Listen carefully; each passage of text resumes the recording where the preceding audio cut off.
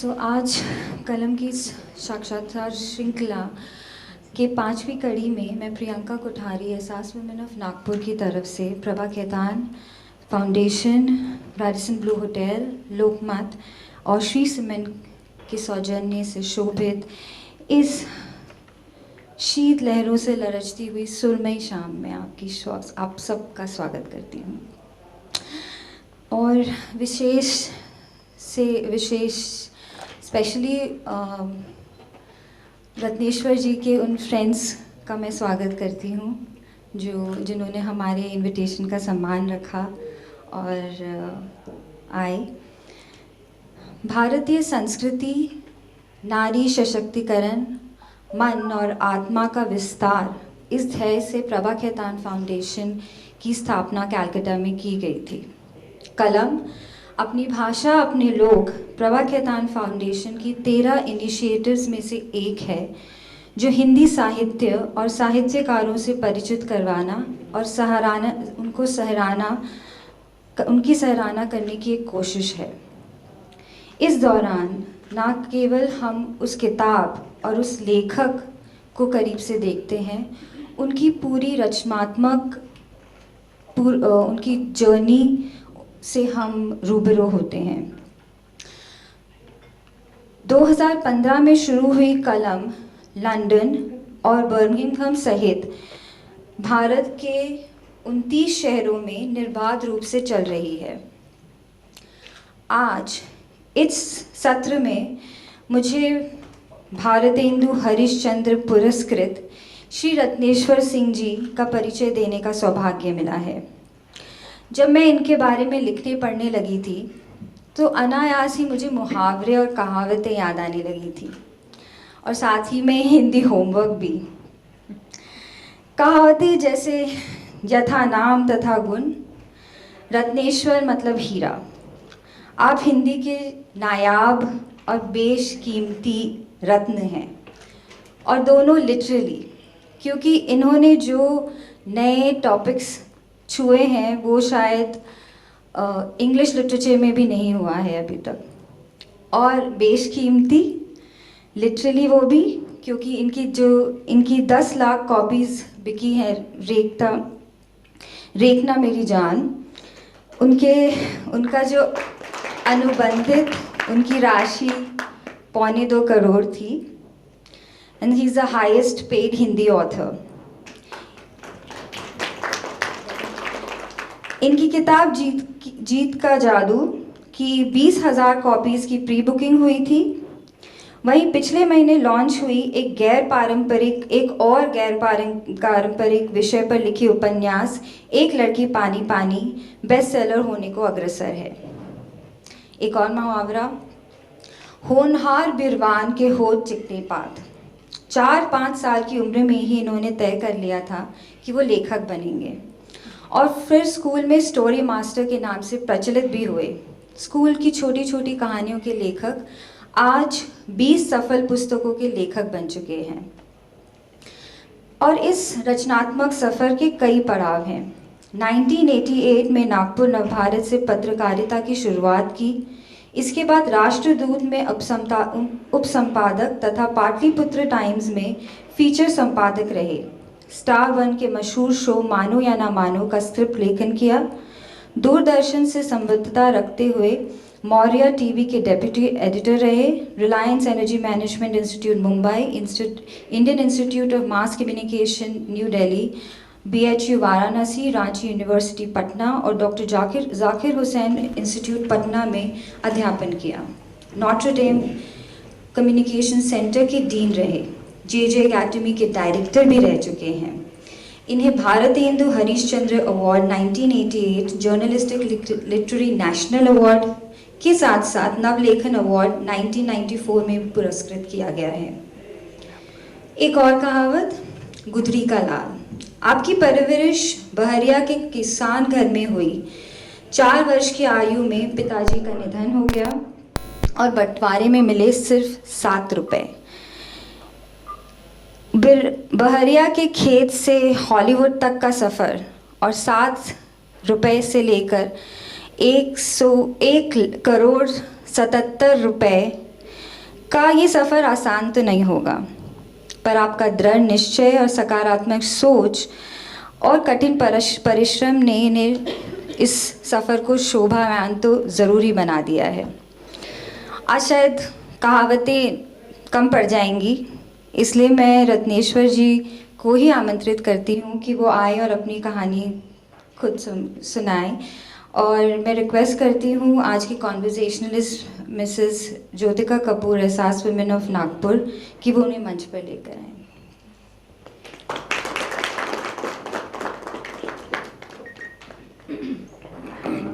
बहुत स्वागत है आपका। प्रियंका ने बहुत अच्छा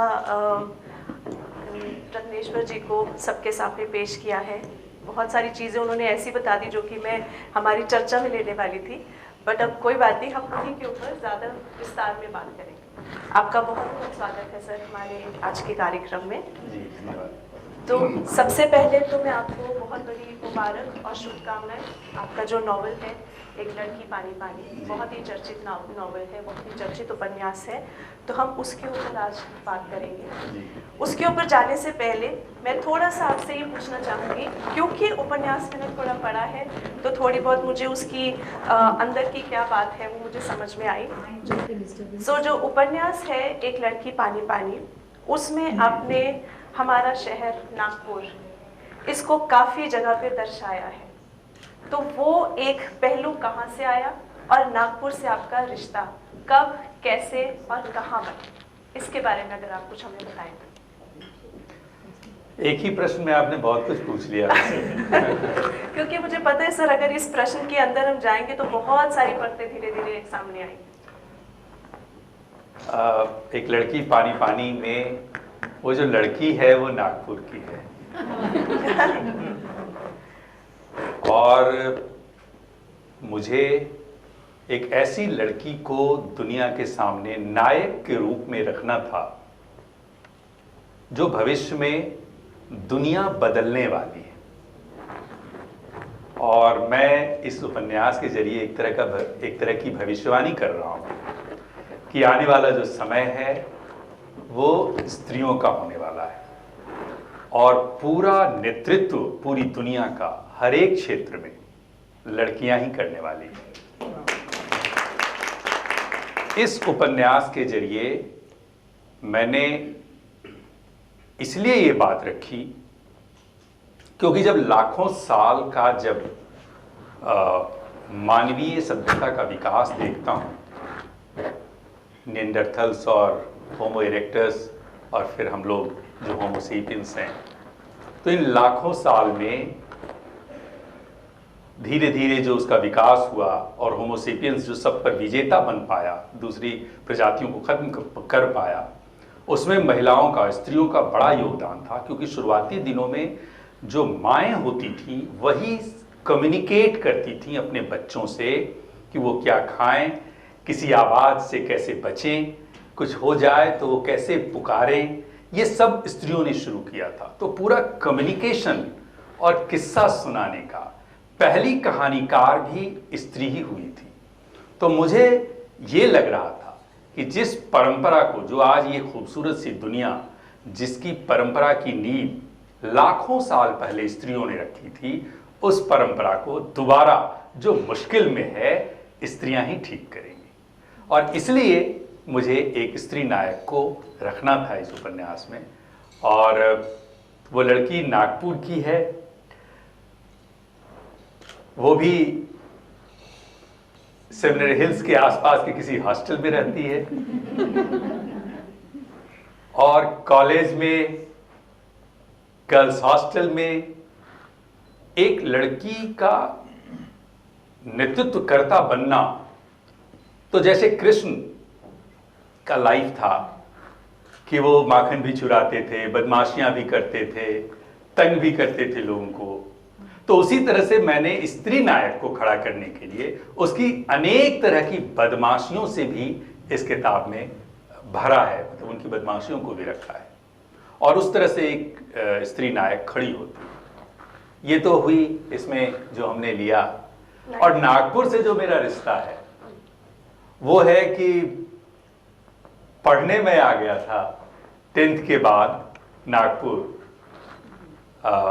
अभी शायद नहीं आए हैं, वो मैंने उनको आमंत्रित किया था, वीके सिन्हा, वो उनके परामर्श से मुझे नागपुर भेजा गया और नागपुर में एसएफएस कॉलेज में मेरा 12th हुआ, बाद में इस्लाम कॉलेज में ग्रेजुएशन हुआ। तो नागपुर का वो समय, वो पार्ट, जो एकदम यंग एज का लड़का जो 16 से 22-24 साल के बीच का, उसका जो नज़रिया होता है, जो उसकी आंखें होती हैं, बहुत पानीदार आंखें होती है, बहुत खिंचा आंखें होती है। जैसे वो होता है ना खीरा जब बहुत छोटा सा होता है तो काटेंगे तो ज़्यादा पानी निकलता है, तो वैसे ही तो वो समय जो मैंने महसूस किया था, जो देखा था, उनसे बहुत कुछ लिपटा हुआ है ये उपन्यास, उन सब को जो देखा हुआ मेरा था। तो वो मेरा जो कि चूँकि एजुकेशन हुआ यहाँ, और उस एज में जिस समय आज एक बचपन से वो प्रौढ़ की ओर बढ़ना शुरू करता है, उस समय का वो काल था। तो इसलिए नागपुर का जो वो रिश्ता है वो बहुत प्रभावी था। इसके पहले हालांकि रेखना मेरी जान, जो 2 साल पहले मेरा उपन्यास आया, जिसकी चर्चा हो रही थी अभी, उसमें वो ग्लोबल वार्मिंग पर उपन्यास है और वो बांग्लादेश की कहानी है। तो अब हमको लेके आना था भारत को केंद्र में रखकर, और फिर पूरी दुनिया को भारत कैसे लीड कर सकता है उसको लेकर। तो मुझे नागपुर, इसका पूरा एनवायरनमेंट, चूँकि पानी की जो कमी होने वाली है, तो महाराष्ट्र में बहुत ज़्यादा पानी की स्कैर्सिटी है, तो नागपुर में चूँकि मैं रहा था तो मैंने थोड़ी छूट ले ली कि मैं और डीपर नहीं गया कहीं, नागपुर को केंद्र बनाया और नागपुर के बहाने उस पानी के स्कैर्सिटी का आंदोलन यहीं से शुरू कराया। ये मेरी योजना थी। वैसे भी ये नागपुर की भूमि जो है, ये मेरे लिए मेरी ज्ञान भूमि है, तो इसलिए मुझे लगा कि नागपुर से वो, चूँकि मैंने यहाँ वो ज्ञान लिया, कॉलेज की तो पढ़ाई जो हुई, लेकिन वो ज्ञान भी मुझे जो मिला, तो इसलिए उस हिसाब से मैं वो आंदोलन इस मिट्टी से, वैसे भी बहुत नागपुर बहुत फेमस है, बाबा साहब अम्बेडकर से लेकर और सब, तो ये बहुत महत्वपूर्ण था। इसलिए मुझे लगा कि इसी मिट्टी से एक ऐसे आंदोलन की शुरुआत की जाए जिससे पूरी दुनिया परेशान होने वाली है, भारत भी परेशान होने वाला है। तो इसलिए ये मेरा रिश्ता था, और ये नागपुर इसलिए इस उपन्यास में आया। बहुत अच्छा, क्योंकि आपका नागपुर से जो रिश्ता है वो हमें और आपके करीबी जोड़ता है, क्योंकि एक कनेक्शन हमें उसमें दिखाई देता है। और आपने अपने इस उपन्यास के अंदर नागपुर के बहुत ज़्यादा जगहों को, जैसे आपने सेमिनरी हिल्स बोला, कल हम चर्च की भी हमने जो चर्चा करी, वहाँ पर भी आपने बताया अगर इसको कोई एक मूवी में बनाया जाए तो बहुत आसानी से सबको समझ में आएगा कि इन्होंने नागपुर को बहुत अच्छे से दर्शाया है। जो आज तक हम नहीं देख पाए वो इन्होंने बहुत अच्छे से बताया है इसमें। तो इसी के ऊपर, जैसे आपने पानी की बात करी और पर्यावरण के ऊपर आपका पहला नॉवल था रेखना मेरी जान, तो जनरली जब हम देखते हैं कि कोई उपन्यास अगर लिख रहा है तो उनके टॉपिक्स जो होते हैं, जो शीर्षक होते हैं, विषय होते हैं, वो भावनाओं को लेकर होते हैं, इमोशंस को लेकर होते हैं, रिश्तों को लेकर होते हैं। और आपका जो जॉनर है या जो आपने शीर्षक या विषय चुने हैं वो पर्यावरण चुना है, पानी चुना है। स्पेशली अगर मैं इसी नॉवल की बात करूं तो क्या ऐसा खास रीज़न रहा कि आपने पानी को अपना शीर्षक चुना और आपका विजन आपने 15 साल बाद का दिखाया है कि तब ऐसा होगा? तो क्या आपके ऐसा चित्र आपने अपने सामने देखा कि आपको लगा कि मुझे अपने दर्शकों को ये दिखाना ज़रूरी है? हालांकि मेरे दोनों उपन्यास का रिसर्च काफ़ी लंबा रहा है। 2003 में मैंने एक इंडिया टुडे के कवर पेज पे एक कवर स्टोरी देखी थी जिसमें गेट वे ऑफ इंडिया को 2 से 3 फीट पानी में डूबा हुआ दिखाया गया था, यानी समुद्र का स्तर उतना ऊंचा एक दिन हो जाएगा। और ये लगभग कल्पना की गई है 50 से 60 साल बाद की, जो बहुत दूर नहीं दिखता है। तो वो कवर स्टोरी थी और वहीं से मेरे दिमाग में ये बात आई कि मुझे पर्यावरण इस टॉपिक पे लिखना चाहिए, ये जो समुद्र का स्तर बढ़ेगा। तो रेखना मेरी जान उसी पर है। और रेखना मेरी जान के समय ही पानी पर जो मेरा ये उपन्यास आया, इसकी तैयारी भी उसी समय से चल रही थी। जो स्कैर्सिटी है पानी का और जो तालाब भरे जा रहे हैं, वो नागपुर में भी भरे गए हैं, पटना में भी भरे गए हैं और देश भर के हर शहर में सैकड़ों सैकड़ों तालाब भर दिए गए हैं। जिस समय पॉपुलेशन कम था उस समय तालाब ज्यादा थे, आज उससे कहीं ज्यादा पॉपुलेशन है और तालाब हमने खत्म किए हैं, उसको नष्ट किए हैं, बंद किए हैं। तो ये दोनों विषय हमारे पास था। तो 2004 से एक तरह से हमारा रिसर्च दोनों का चल रहा था। एक लड़की पानी पानी कर पहले आना था, लेकिन जानबूझकर मैंने वो तैयारी की कि इसके आने से पहले देश भर में लोग मुझे अच्छे से जान ले, जिससे कि इस किताब को आने के बाद ये किताब ज़्यादा स्प्रेड हो सके, ज़्यादा पहुंचाने में हमको मदद मिल सके लोगों तक। बिल्कुल, मुझे लगता है जिसके पीछे इतना रिसर्च किया गया हो, और मैं उस पर भी थोड़ा गहराई में जाना चाहूँगी। जैसे आपने बताया 2003 में एक सोच आई, आपने काम करना शुरू किया, 2004 में ज़्यादा इसके ऊपर रिसर्च करी। तो रिसर्च में भी आपने काफ़ी डीप इसका सर्च किया, आपने ग्रंथों को रिसर्च में आपने लिया, आपने काफ़ी डीप में जाके 7 पोर्शंस में इसको डिवाइड किया, 7 भाग आपने इसके लिए रिसर्च किए। तो अगर आप हमारे जो हमारे लोग यहाँ बैठे हैं, अगर आप उनको थोड़ा सा बताना चाहें कि रिसर्च इतना लंबा क्यों, और इस पूरी रिसर्च के पीछे आपका मकसद लोगों तक पहुँचाने का पानी के जरिए क्या था? दोनों सवाल, एक पहले वाले में भी एक बात छुट्टी रह गई कि जो ज्यादातर उपन्यास लिखे जा रहे हैं इस समय वो रिश्तों पर लिखे जा रहे हैं। तो रिश्तों पर रामचरितमानस और महाभारत से ज्यादा आप कुछ नहीं कह सकते। समय को थोड़ा आप रेखांकित कर सकते हैं। आज से 40 साल पहले अगर फोन या मोबाइल नहीं था तो आज आप ये दिखा सकते हैं कि फोन के बाद फिर मोबाइल आ गया और व्हाट्सएप वगैरह काम करने लगा। तो समय को थोड़ा आप रेखांकित कर सकते हैं, लेकिन संबंध, रिलेशंस, माता पिता, पति पत्नी, इतर रिलेशंस, इन सब के पहले भी थे और आज भी हैं। हम सिर्फ समय को रेखांकित करने की कोशिश करते हैं। मुझे ऐसा लगता है कि पूरा भारतीय साहित्य पिछले 30-35 साल से लगभग ठहराव की स्थिति में है। प्रेमचंद के आंदोलन के बाद, आज भी हम प्रेमचंद को ही पढ़ते हैं, बीच में एक दौर आया जिसमें और भी कई लेखक आए, निर्मल वर्मा से लेकर के और दूसरे लेखक, और उस समय कवि में दिनकर जैसे कवि, हरिवंश राय बच्चन वगैरह, तो वो भी एक बीच में दौर आया प्रेमचंद के बाद। लेकिन उसके बाद अगर आप देखें तो लगभग आप वापस, अभी भी सबसे ज्यादा किसी पुस्तक मेलों में किताबें उन्हीं लोगों की बिकती है और लोग कहते हैं आज तो कुछ लिखा ही नहीं जा रहा। तो एक तो कम्युनिकेशन गैप भी हुआ है, और दूसरा जो सबसे ज्यादा समस्या खड़ी करने वाली चीज है वो है विषय का रिपीटेशन।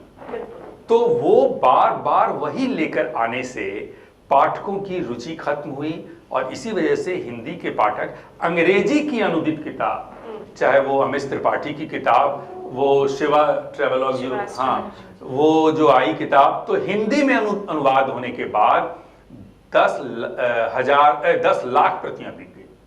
आप इमेजिन करिए, तो अंग्रेजी से अनुदित किताब बिक रही है हिंदी में, लेकिन हिंदी की किताब 1000 भी बिकना मुश्किल हो रहा है।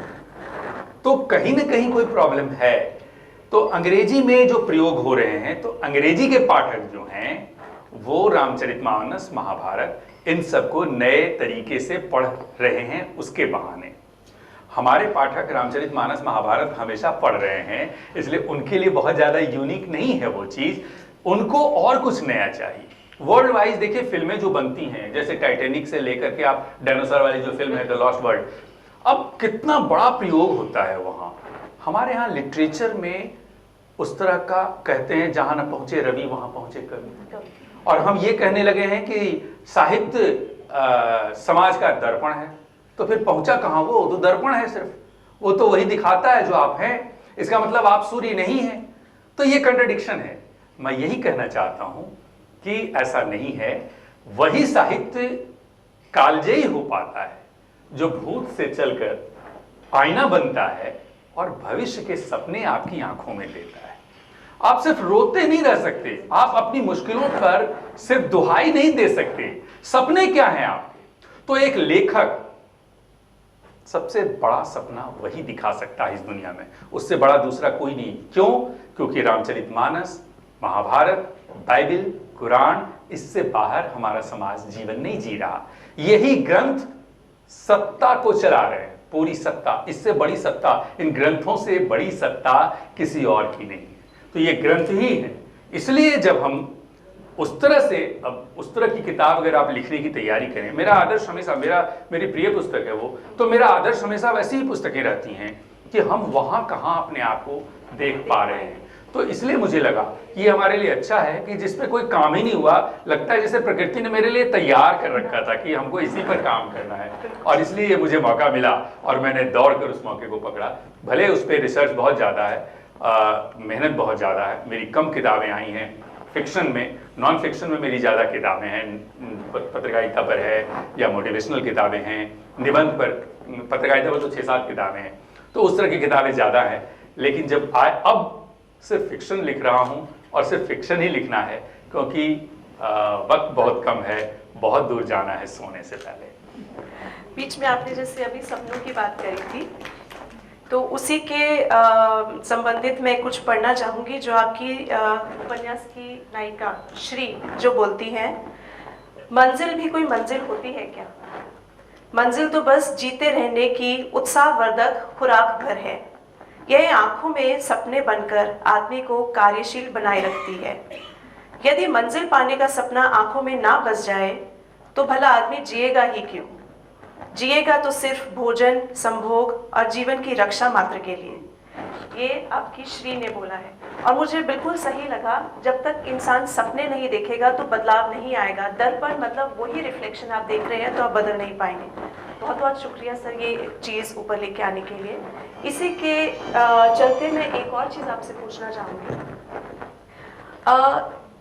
एक लड़की पानी पानी, ये एक नारीवादी उसके ऊपर है और इसके अंदर जो एक पर्सपेक्टिव दिखाया गया है, एक नारी के नज़रिए से सब कुछ बताया गया है और एक नारी ना होते हुए आपने उस नज़रिए को समझा, उसको एक्सप्रेस किया और इसको लिखा आपने एक नारी के नज़रिए से। तो ये आपके लिए कितना आसान रहा या कितना आपके लिए मुश्किल रहा? सबसे पहले तो ये कि पुरुषों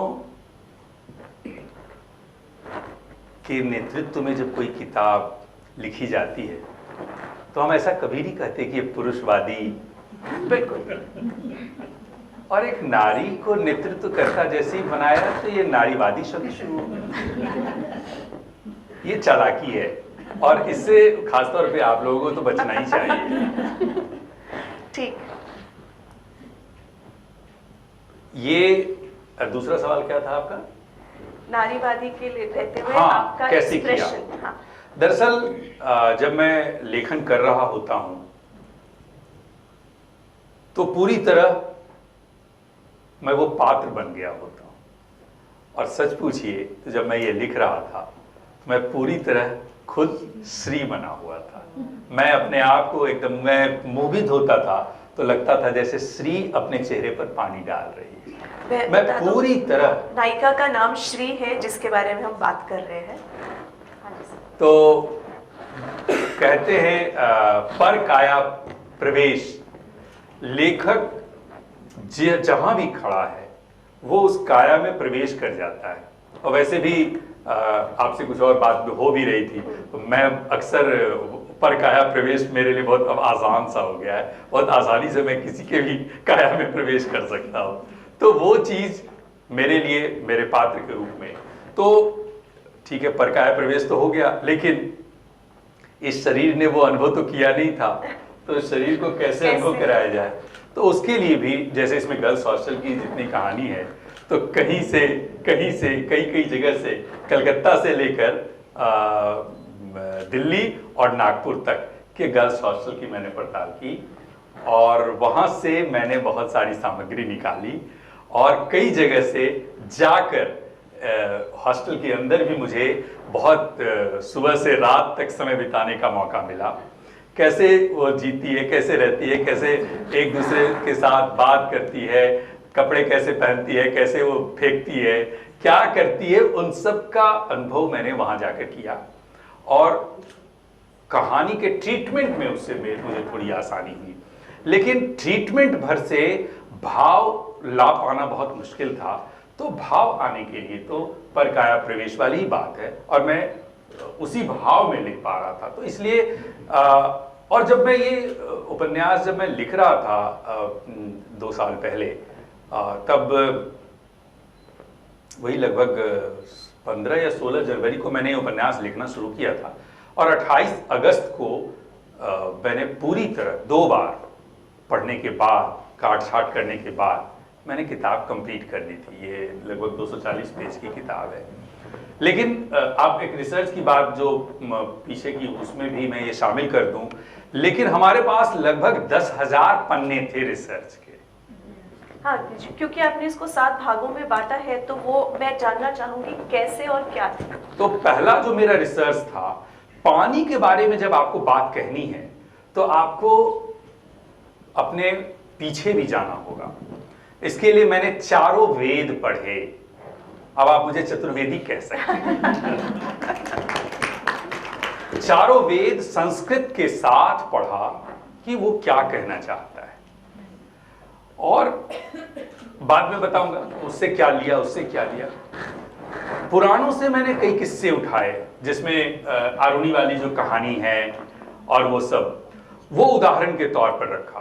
तो हमको ये लगता था कि हमारे पहले जो ग्रंथ आए, महत्वपूर्ण ग्रंथ, उन ग्रंथों में पानी कहाँ है और पानी के बारे में उन लोगों ने क्या चर्चा की है।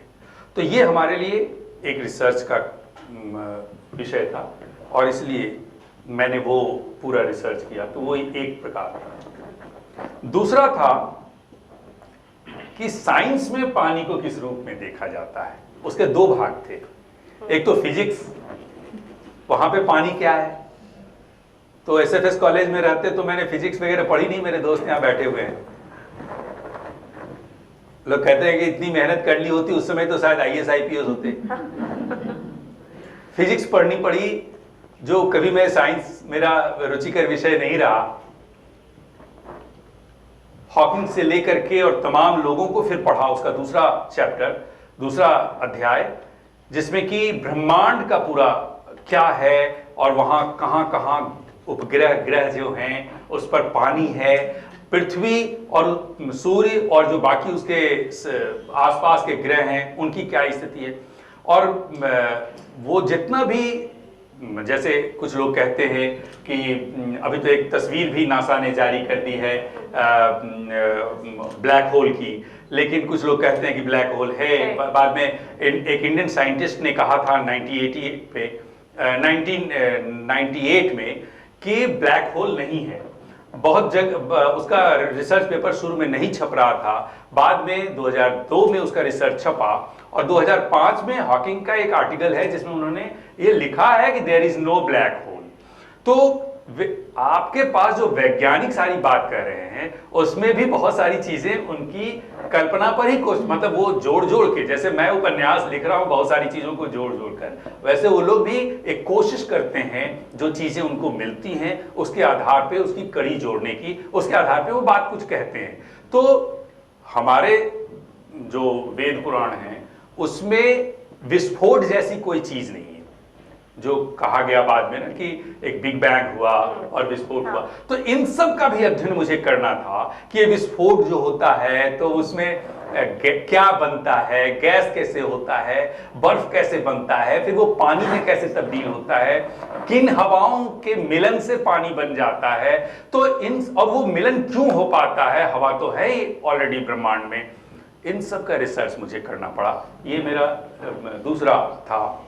तीसरा कि इतिहास जो हमारा है, वेद पुराण तो हमारा पुरानी चीज हो गई, इतिहास जो जिसका लिखित हमारे पास है 3-4 हजार वर्षों का जो भी हमारे पास मिलता है, उसमें भारत के संदर्भ में पानी की क्या स्थिति है। तो उसमें ऐसी भयावह चीजें मुझे मिली, मैं भी आश्चर्य में पड़ गया। 4 तो ऐसे बड़े अकाल पड़े हैं भारत में जिसमें लाखों लोगों की मौत हुई है बारिश नहीं होने की वजह से। 1770, 1869, 1873 और 1943, जिसमें 1770 और 1873 वाले में ये माना जाता है कि लगभग 20 लाख से भी अधिक लोग की मौत हुई। मतलब गणना नहीं। अभी 1943 वाला जो है, हमने इस उपन्यास में हमारा भतीजा बैठा हुआ है यहाँ यूनिवर्सिटी में, वो प्रोफेसर हैं निर्मल सिंह, हम लोग एक ही फैमिली से हैं, एक ही परिवार के हैं, और हमारा गांव जिसकी चर्चा बढ़िया हो रही थी, तो 1943 में जो देश में बड़ा अकाल पड़ा, उस समय बंगाल और बिहार का बहुत सारा हिस्सा, पूर्णिया वगैरह, बंगाल में सुबह जब लोग अपने घर से निकलते थे तो उनकी गलियों में 5-7 लाशें ऐसे ही गिरी पड़ी रहती थी। ये 43 की बात। और उसमें भी कहा गया कि लगभग 3 से 4 लाख लोग, अंग्रेज बोलते हैं कि 3 लाख के आसपास लोग मरे। भारत का जो अपना सर्वे था उसके अनुसार कह रहे हैं लोग कि 10 लाख के आसपास लोग मरे। उसमें बांग्लादेश वगैरह सब उसमें साथ था। तो इतने लोग मरे, और ये उसी की चर्चा मैंने अपने गांव की अपने परिवार की, जिसमें कि सदाव्रत बांटा गया था उस अकाल में कि जो कोई भी हमारे घर में आता था तो उसको एक बोरी अनाज, एक साड़ी या धोती और एक चांदी का सिक्का दिया जाता था। तो वो कहानी भी इसमें है। तो ये 4 बड़े अकाल भारत में पड़े। हमने ये कल्पना की है कि आज अगर 1 साल बारिश ना हो, पूरे देश में ना हो, शून्य अगर हो जाए, ऐसी स्थिति अगर आ जाए, तो ऐसा ही कभी जैसा हुआ, क्या हमारे पास कोई तैयारी है कि हम उस बचा पाए लोगों को? आज भी हमारे पास कोई तैयारी नहीं है। तो उसकी चिंता है कि हमारे पास कोई तैयारी आज भी नहीं है कि अगर भारत के आधे हिस्से में या उससे ज्यादा हिस्से में 1 बूंद पानी एक साल न हो तो क्या होगा। तो हमने इसलिए उसका उदाहरण रखा कि ऐसा पहले हो चुका है, हम आज इतने एडवांस्ड हो चुके हैं, इसके बावजूद क्या हम आज बचा पाएंगे लोगों को? आज क्या हम नहीं मरने देंगे अगर भारत वैसे अकाल से गुजरता है? तो ये हमारा एक रिसर्च का हिस्सा था कि इतिहास में क्या हुआ है, तो उससे तुलना करनी थी हमको। ये हमारा चौथा था। और मेरा एक गर्ल्स हॉस्टल, डेफिनेटली एक लड़की है और उसको नायिका बना रहा हूँ, मतलब मेन रोल में है वो।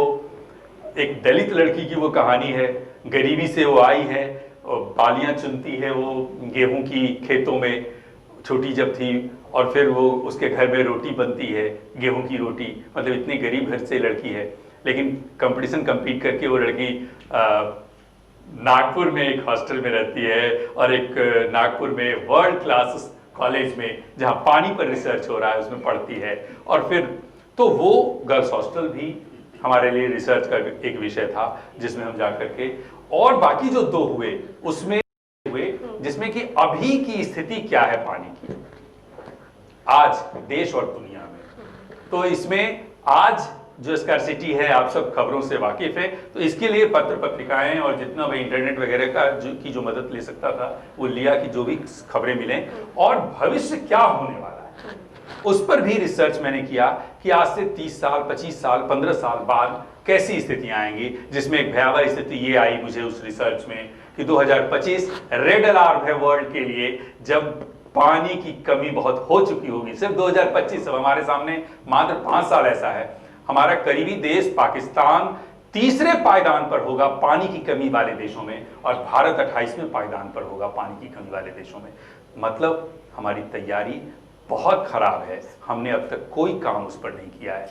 तो ये हमारे रिसर्च का पूरा बहुत इन श्रेणियों में बांट के मैंने बहुत थॉट प्रोवोकिंग चीज़ है। अगर किसी को इसके ऊपर सोचने का एक नज़रिया एक मिल जाए तो मुझे लगता है ये किताब हर किसी को एक बार पढ़नी ज़रूर चाहिए। और जैसे आपने इसको एंड किया है, कुछ निष्कर्ष नहीं है, लोगों की अपनी सोच पे छोड़ा है कि आगे ये कैसा जाएगा। तो इस पूरे इसको मैं थोड़ा सा लाइट नोट पे लेके जाना चाहूँगी। इसके अंदर पूरा आपने जैसे नारी का नेतृत्व और जिस तरह से आपकी जो नायिका है श्री, उनके चरित्र में परिवर्तन आया है, तो ये जो परिवर्तन आया उनके इसमें क्या आपने अपनी कॉलेज लाइफ में, जैसे गर्ल्स हॉस्टल में आपने बोला कि आपने लोगों से जान पहचान करी या किया, तो उनके कोई कैरेक्टर से प्रेरित या आपने कैरेक्टर निकाला? नहीं, क्योंकि अभी वो कैरेक्टर आई नहीं है, आने वाली है। जो दुनिया बदलने वाली लेडी है वो आ रही है और वो दुनिया बदलेगी। हाँ, क्योंकि इस पूरे नॉवल के अंदर अभी जैसे हमारी बातचीत हो रही थी, कुछ कैरेक्टर्स के नाम ऐसे हैं जो कि यहाँ पर हमारे साथ प्रेजेंट है, हमारे बीच में है कुछ ऐसे? नहीं नहीं, वो तो जिन लोगों ने सहयोग किया, वैसे हमारे साथी संदीप पाठक हैं, तो उमेश वानखेड़े हैं, बिल्कुल सर, इंदिरा है, तो ऐसे कुछ लोगों ने हाँ थोड़ा बहुत सहयोग किया, उनसे कुछ बातें हुई। और इनके अलावा भी देश भर में बहुत लोग हैं जिन लोगों ने मुझे मेरी मदद की इस पूरी सामग्री को जुटाने में, और उनका सहयोग जो मिला तब थोड़ा बेहतर हो पाया, थोड़ा आसान हो पाया समझने में।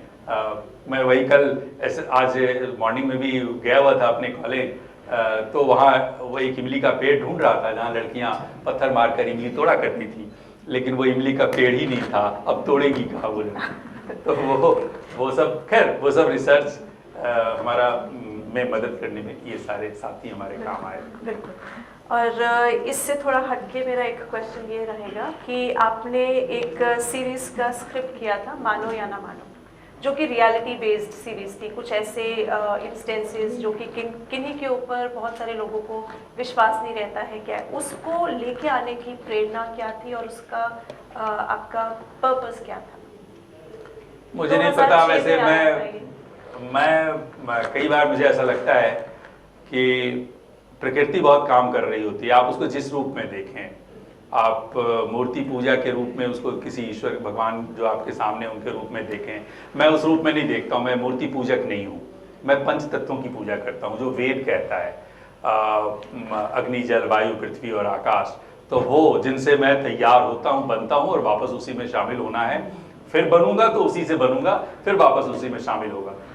उसी के लिए मैंने एक जगह शब्द भी दिया है कि मेरी मृत्यु तो होती ही नहीं है, जन्म होता है, गति आती है और फिर योग हो जाता है। यही हमारी जिंदगी का मूल पहलू है जो हम हैं, हम हमेशा हैं, थे, हैं और रहेंगे। योग करके रहें, चाहे यहाँ जन्म लेकर रहें, मृत्यु नहीं होती। तो इसलिए सवाल आपका क्या था? हम थोड़ा मानो या ना मानो। हाँ, मानो या ना मानो। तो उसमें जो हमारा सीरियल मानो या ना मानो है, उसमें कुछ ऐसी अद्भुत घटनाएं जो हुई। तो मुंबई कैसे पहुंच गया, मैं सिनेमा वगैरह लिखने का कोई खास मेरा इंटरेस्ट नहीं था, लेकिन पता नहीं लगता है जैसे कि पंच तत्वों ने, प्रकृति ने थोड़ा घेर कर मुझे मुंबई की ओर पहुंचाया। क्योंकि मैं उस समय डीन के पद पे था, NDCC Notre Dame communication centre Patna में था, उसमें उसके एक विभाग का। तो उसी समय मेरे मन में आया, क्योंकि वहाँ पे फिल्मों से जुड़ा और टेलीविज़न, और मुझे भी प्रशिक्षण वहाँ पहले दिया गया था, उसके बाद मैं उसको ज्वाइन किया।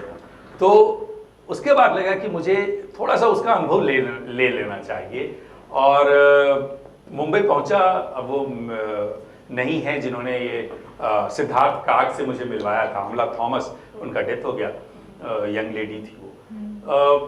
तो सिद्धार्थ काग ने ये सीरियल बनाया और फिर उन्होंने कहा कि आप मुझे लिख कर दीजिए, और लिखकर मैंने दिया वो सीरियल। उनको बहुत अच्छा लगा मेरा स्क्रिप्ट जो था।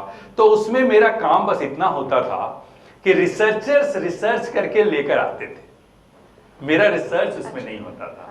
वो रिसर्च लेके आए कि ये मैं रिसर्च लेके आया हूँ। तो एक जैसे मान लीजिए उसमें था फिंगर प्रिंट्स से आपका भाग्य बताते हैं, नाड़ी केंद्र एक होता है, तो उसका एक रिसर्च जैसे वो लेके आए शुरुआती दिनों का।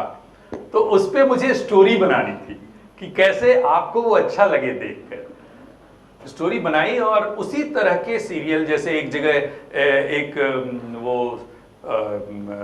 लोमड़ी आप लोग शायद जानते हो, तो उसको खाना खिलाने से मनोकामनाएं पूर्ण होती है, ऐसा था एक। तो इस तरह से अनेक स्टोरी जो मुझे बताई जाती थी, उसको इंटरेस्टिंग तरीके से कहानी बना करके कि कैसे कोई आया, उसके लिए खाना रख रहा है, क्या हो रहा है, और फिर उसकी मनोकामनाएं पूर्ण हो रही हैं, उसको स्टोरी रूप में मैं कन्वर्ट करता था। अब हकीकत में वो क्या होता था ये मुझे नहीं मालूम, लेकिन उसको स्टोरी रूप देना, मतलब फिल्म बनाने के लिए स्क्रिप्ट बनाना, वो मेरा काम था एक कहानी के रूप में। तो वो मैंने उसमें किया। इसलिए मुझे लगता है कि फिल्मों से जुड़ना और सीरियल से जुड़ना वो एक इंटरेस्टिंग काम था, लेकिन एंटरटेनमेंट के लिए वो पूरा का पूरा तैयार किया गया था। तो आपको, जैसे आपने बोला कि ये एंटरटेनमेंट के लिए भी एक जॉनर जो आपने लिखा, बट अंदर से आपको कब ये लगा कि मेरे को एक ऑथर, लेखक बनना है? कब आपने ऐसा लिखना शुरू किया? मतलब एक तो होता है कि लिखा थोड़े टाइम के लिए फिर छोड़ दिया, इसको आपने फुल टाइम कब आपको लगा कि मुझे अपनी पूरी जिंदगी इसके अंदर बितानी है? जैसा कि अभी बताया भी गया कि हमारे फादर का देहांत हो गया था, मैं जब 4 साल का था, और मेरे घर का ऐसा माहौल था कि उसमें, निर्मल जानते हैं ये, पत्रिकाएं आती थीं, और हिंदुस्तान, साप्ताहिक हिंदुस्तान, धर्मयुग, कादम्बनी, नवनीत, ऐसी पत्रिकाएं हमारे यहाँ आती थी, और बच्चों के लिए भी पत्रिकाएं आती थी, नंदन, पराग, ये सारी पत्रिकाएं हमारे घर में आती थी। और हमारे घर में निर्मल के फादर बहुत नॉवेल पढ़ते थे। और वो सब हमारे घर में पढ़ने की बड़ी रुचि होती थी। और हमारे एक भाई जो अभी भी हैं, वो रात में बिठाते थे सबको खाना खाने के बाद और बोलते थे कि जो कुछ भी तुम लोगों ने पढ़ा है कुछ कुछ सुनाओ। तो उसमें से कोई कुछ सुनाया, कोई कुछ सुनाया, हम भी कुछ सुनाए, और ये लगभग हर दिन होता था। तो अब पता नहीं ये तैयारी थी पंचतत्वों की कि यहाँ से हमको, क्योंकि एक एनवायरनमेंट देना है, तो वो, और फादर का चला जाना, तो थोड़ा सा एक पारिवारिक उस तरह का मुश्किलें भी थोड़ी रहे। तो ये सारी चीज़ें तैयार की गई एक तरह से, मुझे लगता है। और 6-7 साल की उम्र में ही मैं बोलने लगा था कि मैं कहाँ लेखक बनना चाहता हूँ। अच्छा। और जब मैं पटना में पाटलिपुत्र स्कूल में पढ़ता था, जब मैं 4th और 5th में था, तो उस समय एक सर थे, नरसिंह सिंह नाम था उनका, उन्होंने कहा कि कहानी सुनाओ, किसी किसी को बोला। तो मैंने हाथ उठाया कि मैं सुनाऊंगा। फिर मैंने कहानी सुनाई, लोगों को बड़ी अच्छी लगी, सर को भी बड़ी अच्छी लगी। फिर वो दूसरी क्लास में बुलवाया कि जाओ सेक्शन A1 में एक लड़का है रत्नेश्वर, उसको बुला के लाओ, कहानी सुनाएगा यहाँ। और दूसरे तीसरी कक्षाओं में, दूसरे तीसरे क्लास में भी जाकर मुझे कहानी सुनाने के लिए बुलाया जाने लगा। तो जैसे ही कुछ समय निकला, फिर वहां पे सारे स्टूडेंट्स और टीचर्स मुझे बोलते थे स्टोरी मास्टर को बुला कर ले आओ, कहानी सुननी है, आज क्लास नहीं होना। तो उस समय बचपन से ही मुझे स्टोरी मास्टर के नाम से मेरे स्कूल में बुलाया जाने लग गया था, जिस स्कूल में मैं पढ़ता था। तो ये बचपन से ये तैयारी थी कि मुझे, मतलब डॉक्टर, इंजीनियर, प्रोफेसर या इस तरह का कुछ नहीं बनना, मुझे लेखक बनना है, ये दिमाग में था। तो डेफिनेटली बच्चा एक कैसे समझ पाएगा मुझे नहीं मालूम, इसलिए मुझे लगता है कि ये पंचतत्वों का ही कुछ निर्णय रहा होगा जिसने घेर घार के पूरी तैयारी करा दी। तो सोच आपके मन में तब से आई 4-6 साल की उम्र से कि 6-7 साल की उम्र से ही, हाँ। और लिखना आपने कब से फिर शुरू किया? 18 साल की उम्र से लिखने लगा था, लेकिन वैसा छपा नहीं था कहीं। नागपुर से जब मैं निकला 1990 में, तो 90 में ही मेरी पहली किताब आई थी। लेकिन अब देखता हूँ तो लगता है कि किताब लाने की जो एक, शुरू में जब कोई लेखक बनता है, आप में से पता नहीं कितने लोग शुरू में लेखक बनने की कोशिश में होंगे, तो छपने की बड़ी ख्वाहिश रहती है कि कितना जल्दी छपे ये कहीं। तो वो चक्कर मेरे साथ भी था। तो मुझे लगता है कि वो गलती थी हमारी कि जल्दीबाजी नहीं होनी चाहिए, थोड़ा धैर्य रखना चाहिए, लिखना चाहिए और पत्रिकाओं को भेजना चाहिए, धीरे धीरे जगह बनानी चाहिए। लेकिन मेरी जो हड़बड़ी थी वो किताबें आज काउंटेबल नहीं है। अगर उस समय भी हम थोड़ी तैयारी करके आए होते तो वो भी किताबें काउंटेबल होती। तो मुझे ऐसा लगता है कि वो हड़बड़ी थी जिसकी वजह से वो किताब आई। लेकिन दूसरा पक्ष उसका ये है कि शायद उसके आने के बाद जिस तरह की आलोचना झेली, उसी संदर्भ में एक बात बता दूं, 99 में एक बहुत बड़ा प्रहार जिसको कहते हैं साहित्यिक प्रहार मेरे ऊपर हुआ। अब डॉक्टर नामवर सिंह नहीं है, जो हिंदी के लोग होंगे वो जानते होंगे। डॉक्टर नामवर सिंह भारत के सबसे बड़े लेखक आलोचक माने जाते थे। अभी कुछ साल पहले उनका देहांत हुआ। तो 99 में वो पटना आए मेरी किताब के लोकार्पण के लिए, कहानी संग्रह। वो वाणी, दिल्ली में एक पब्लिशर हैं, वाणी प्रकाशन, उनसे बड़े पब्लिशर है, देश के जो 2-4 बड़े पब्लिशर हैं उसमें वाणी भी एक है। तो उससे वो किताब आई थी 99 में, और नामवर जी उसका लोकार्पण करने पटना में आए। 22 मिनट तक उन्होंने मेरी किताब पर भाषण दिया और पूरी तरह ध्वस्त कर दिया। भाषा इतनी खराब, कथ्य नहीं है, ट्रीटमेंट नहीं हुआ। जब उनका भाषण खत्म हुआ तो मुझे वैसा लग रहा था जैसे बचपन में जोर से माँ धमक्का लगाती है ना किसी को, तो पीठ पर लगता है ऐसे कभी कभी सांस रुक गई हो जोर से धमक्का लगने पे, वैसा ही लग रहा था। और जब हम उनके साथ साथ नीचे उतर रहे थे तो उन्होंने मुझसे पूछा कि कुछ ज़्यादा तो नहीं हो गया। तो मैं मुस्कुरा रहा था, लेकिन उसके बाद थम गया वो जो पागलपन था ना मेरा छपने का। हालांकि अब वो जब संग्रह लोग पढ़ते हैं तो बोलते हैं अरे अच्छा तो था, कैसे उन्होंने ऐसा कह दिया।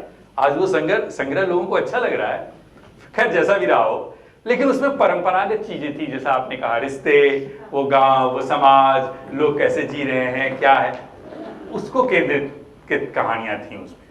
लेकिन उसके बाद 3 साल के गैप के बाद 2002 में मेरी एक कहानी आई एक पत्रिका में, और फिर लंबे गैप के बाद 2005 में, और 2003 के बाद ये सब की तैयारी शुरू हो गई थी। 2005 में मेरी जो दूसरी कहानी आई, उन दोनों कहानियों ने मेरी वापसी कराई। अन्यथा उस दिन तो लोग मेरा मुंह छू कर बोलते थे एक नए लेखक की हत्या हो गई। तो वो उनका वो जो धमक्का है वो मेरे बड़ा काम आया, और मुझे लगा कि मुझे कुछ अलग करना है।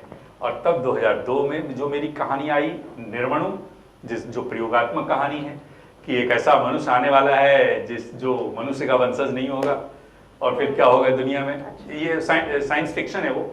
और उसके बाद आया लेफ्टिनेंट हडसन, हंस में वो पत्रिका है हिंदी की बहुत बड़ी पत्रिका, उसमें वो कहानी छपी, फिर उसका अनुवाद हुआ उर्दू में, और पाकिस्तान में उस कहानी पे गोष्ठी हुई लाहौर में, ऑक्सफोर्ड में उस पर गोष्ठी हुई उस कहानी पर।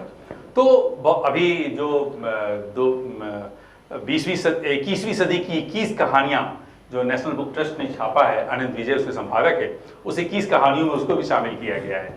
जो इन 21 वर्षों में जो अच्छी कहानियां आई हैं हिंदी में, 21 कहानियां, उसमें उसको शामिल किया गया है। तो पूरी तरह रुक गया, ठहर गया, और फिर धीरे धीरे कदम बढ़ाने लगा, और तब वो चीज़ें आने लगी, वो रिसर्च, कुछ नया करने की कोशिश, कुछ अलग करने की कोशिश, और उसमें ये सारी तैयारी, ये सारी मतलब इवॉल्व, आप अपने लेखन को आपने इवॉल्व किया नए तरीके से देखना शुरू किया। तो इसी के ऊपर जैसे कोई भी अपना कुछ चीज़ पहली बार ही करता है तो उसके साथ एक अलग सा लगाव रहता है, अंदर से एक जुड़ जाती है आपके साथ वो चीज़। तो अगर आपको मैं पूछूं, आपने जो पहले लिखे नॉवेल्स, जो उपन्यास आपके पहले लिखे गए हैं, जिनको बताया गया कि थोड़ा बचकाना है, जिनके ऊपर बोला गया, क्या अभी ऐसा मौका है कि आप उनको किसी दूसरे नज़रिए से सबके सामने पेश करें या उसको दोबारा लिखें? नहीं, वो कहानी संग्रह है जिस पे बात करी गई, सिम्बर सफ़ेद नाम है उसका। सिम्बर सफ़ेद का मतलब होता है पेड़ के नीचे का गूढ़ रहस्य। तो वो सिम्बर शब्द बिहार का है, हिंदी में उसको सेमल कहते हैं। सेमल का पेड़ होता है ना, लाल फूल खिलते हैं उसमें, फिर बाद में वो रुई हो जाता है, तो हम लोग बिहार में उसको सिम्बर बोलते हैं। तो सेमल सफ़ेद का मतलब होता है पेड़ के नीचे का गूढ़ रहस्य। तो ऐसी कोई बात नहीं है, जो काम मैंने कर दिया वो सब हमारी तैयारी थी एक तरह से, मैं मानता हूँ। जैसे आप कहरा पढ़ते हैं, ABCD पढ़ते हैं, और फिर जितने भी यहाँ पे लोग बैठे हैं, पता नहीं कितनों को पता होगा कि वो बचपन में कितनी बार गिरे हैं, मुझे नहीं मालूम। एक रिसर्च अमेरिका का आया, अमेरिकन रिसर्चर ने रिसर्च किया कि दुनिया के अधिकांश बच्चे कम से कम 40,000 बार गिरते हैं अपने बचपन में, 40,000 बार। तो वो बच्चे जो 40,000 बार गिरे, मैं हूं या आप, वो वो गिरने के लिए नहीं गिरे थे, उठने के लिए गिरे थे। तो इसलिए वो सारी चीजें जो थी, वो जो मेरा काम था, वो काम शायद उठने के लिए था, और उठने के लिए था, बार बार गिर कर उठने के लिए था। ये इसलिए वो भी महत्वपूर्ण है मेरे लिए, क्योंकि हमारा वो गिरना भी बहुत महत्वपूर्ण है। बिल्कुल। तो इसी के ऊपर मैं अब थोड़ा सा इसको चेंज करती हूँ। अभी तो हम काफ़ी सारे प्रश्न पूछ रहे थे जिसको हम डिटेल में बात कर रहे थे, काफ़ी डीप में जा रहे थे। अभी हमारा हम नागपुर में रैपिड फायर शुरू करते हैं, क्वेश्चन आंसर जो परवीन दूरी ने शुरू किया था, तो उसी को हम आगे कैरी फॉरवर्ड करते हैं। कुछ क्वेश्चंस जिनको हम डिटेल में नहीं लेंगे, बट आप जितना छोटा और इंटरेस्टिंग आंसर दे सके तो बताइए। तो पहला उसमें ये रहेगा कि आप लोगों के चहेते लेखक हैं, लेकिन आपका फेवरेट लेखक कौन है? मेरा फेवरेट लेखक आज का नहीं, ये बड़ा मुश्किल से सवाल कोई तो होगा, क्योंकि मेरी फेवरेट किताब जो है वो महाभारत है। हाँ, या बट इसके अलावा कोई एक होगा, कोई ऑथर जिसका लिखने का तरीका हाँ, अच्छा लगता है? डेफिनेटली। दो लोगों से, जिन लोगों से मैंने थोड़ा सीखा है, उसमें एक निर्मल वर्मा है, जिनको बहुत आप लोगों ने पढ़ा हो, और दूसरा बेनीपुरी हैं, राम वृक्ष बेनीपुरी। उनकी भाषा कमाल की थी। हिंदी सीखनी हो तो डैश 3 तरह के होते थे उनके इसमें, एक छोटा, एक मध्यम और एक बड़ा। पहले हिंदी में ये तीनों चलता था, अब वो सब गायब हो गया है। उन तीनों के अलग अलग मीनिंग थे, और जब वो ये मतलब उसमें कौन सा डैश लगा है, अगर पाठक जानता है नहीं तो वो समझ नहीं पाएगा कि उसका कहना क्या है, वहां रुकना है कि वो उससे रिलेटेड कोई अलग बात कह रहे हैं। तो अलग अलग लिंक करने के लिए अलग अलग थ्योरी थी।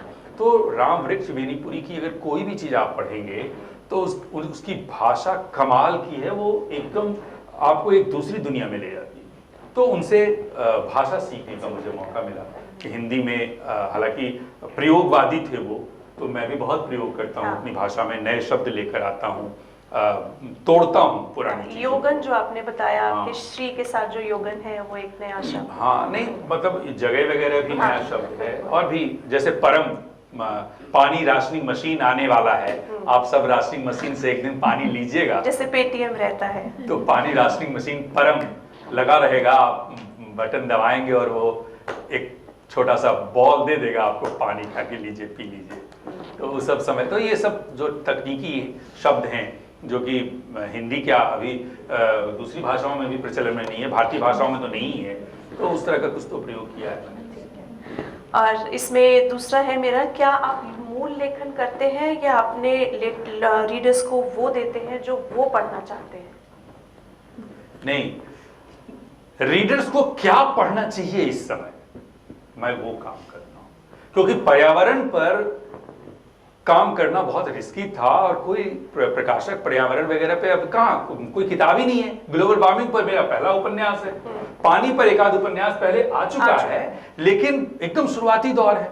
तो पानी और ग्लोबल वार्मिंग और इस ऐसे विषयों पर या पेड़ पर या नदी पर पूरा उपन्यास हो, ऐसा तो अभी के समय में ऐसी अवधारणा ही नहीं है। जबकि वेद चारों पढ़ने के बाद जो उसका मूल मुझे लगा कि वेद क्या कहता है, चारों वेद, ऐसे तो ऋग्वेद जो है वही मूल है, लेकिन उसमें पूरा जब आप पढ़ेंगे तो लगेगा कि प्रार्थना, सिर्फ प्रार्थना, आप चाहे जिस भाषा में कर रहे हो, मनोभाव से आत्मलीन होकर प्रार्थना करेंगे तो आपकी मुराद पूरी होगी। कहीं जाने की जरूरत नहीं, कहीं भी बैठकर आप सिर्फ प्रार्थना करें, और वह प्रार्थना मैंने अपने इस उपन्यास में लिया है।